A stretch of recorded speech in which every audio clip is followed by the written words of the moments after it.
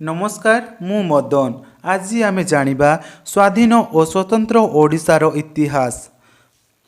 आज आमे जो आधुनिक ओडिशा को देखुछे पूर्वरु एहार नाम ओडिशा नथिला।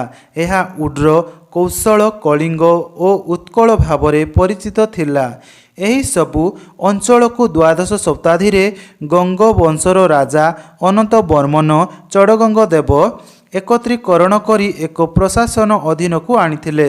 ओडिशार निजस्व भाषा ओडिया एही समय रे उत्पत्ति होइथिला, किंतु वास्तव रे आजिर जो आधुनिक ओडिशा को आमे देखुछे तार प्रकृत स्रष्टार श्रेय अमर चिर नमस्य और आदर्श कूल वृद्ध मधुबाबुंकर आप्राण और निष्ठापर उद्यमीर प्रतिफलन। तत्सहित आधुनिक ओडिशा बिंधाणी तालिकारे आहुरी अनेक महारथींकर निष्ठापर उद्यमी को आमे केबे भूली पारिबा नाही।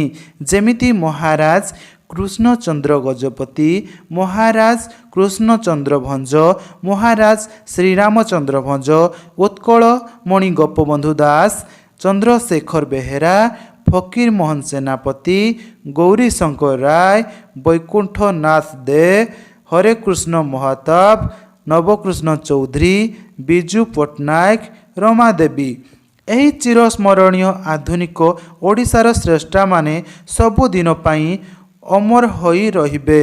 1903 मसीहारे कुलवृद्ध मधुसूदन दास उत्कल सम्मिलनी नाम एक सम्मिलनी गठन कले एवं एक साधारण भाषा भित्तिक ओडिशा राज्य गठनर मूलदुआ गठन हैला। सर्वशेष ओडिशार एही बरपुत्रंकर निष्ठापर उद्यम्य वास्तव रूप नेला। 1936 मसीहा एप्रिल 1 तारिख रे एक स्वतंत्र और स्वाधीन ओडिशा प्रदेश उत्पत्ति होइथिला। तेणु प्रतिवर्ष एप्रिल 1 तारिख को उत्कल दिवस रूपे पालन करा जायछि।